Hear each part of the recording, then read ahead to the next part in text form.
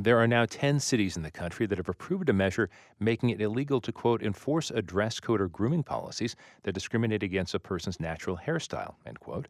Tucson became the most recent municipality with that designation when it passed the Crown Ordinance. Crown is an acronym for creating a respectful and open world for natural hair.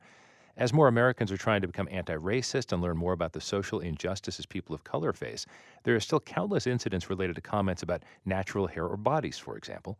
To help us put this into perspective, I'm joined by Neil Lester. He is Foundation Professor of English and Founding Director of Project Humanities at ASU. Professor Lester, we've seen this action taken by Tucson. To what extent have we seen any progress nationally on the issue of natural hair and discrimination? Well, I think that since 2019 and the Crown Act, which was Senate Bill 188 passed in California, which the acronym was for Create a Respectful and Open Workplace for Natural Hair, I think we have seen less cases or fewer cases of outright discrimination based on hair. Now, keep in mind that those who are employers can come up with all kinds of other reasons and not necessarily say hair. So I would hope that since George Floyd's murder in May of 2020, that people have become more keenly aware of the ways in which racial injustice manifests itself. And hair is but one of those. So on the one hand, we'll see stories of broadcasters, TV broadcasters,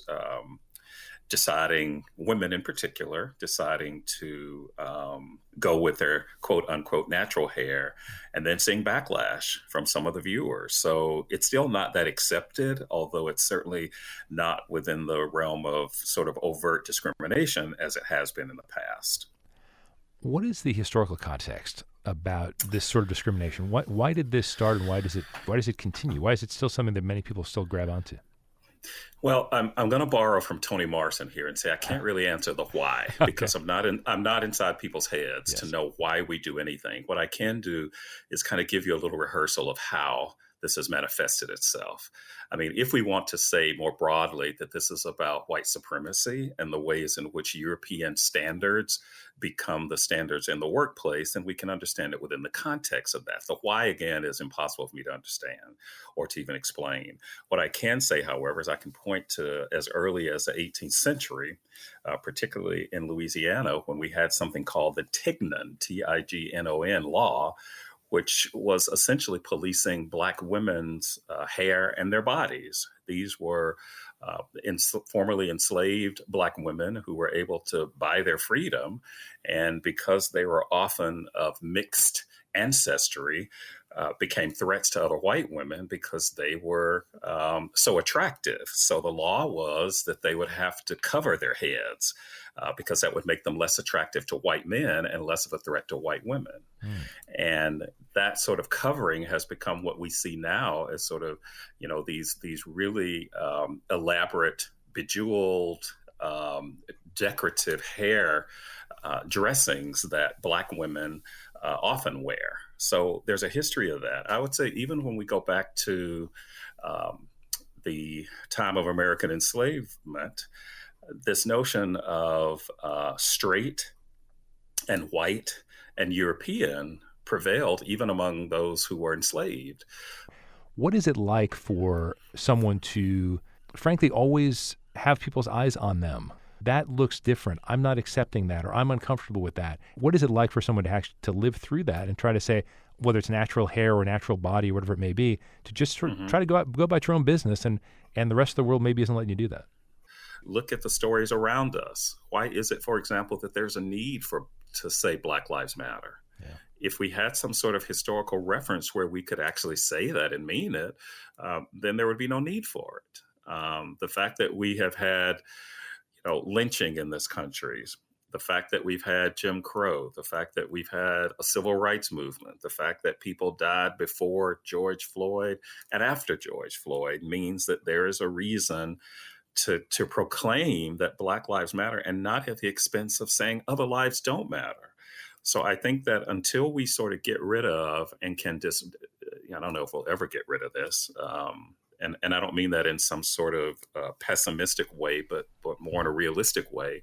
if we can dismantle white supremacy, then we can address that. But that's a big if, because there's so many systemic things. Beauty standards is but one, education is one, religion is one, the environment is one. All of those things become part of what we call the systemic racism. I think the first part of that, however, is being aware. And then once people are aware, then we can take action to try to address that. And it doesn't have to be some grandiose, magic wand waving. It can be sort of starting with the people next to us and making sure that we don't just stop at the person next to us, but look at the systems that the person next to us is part of.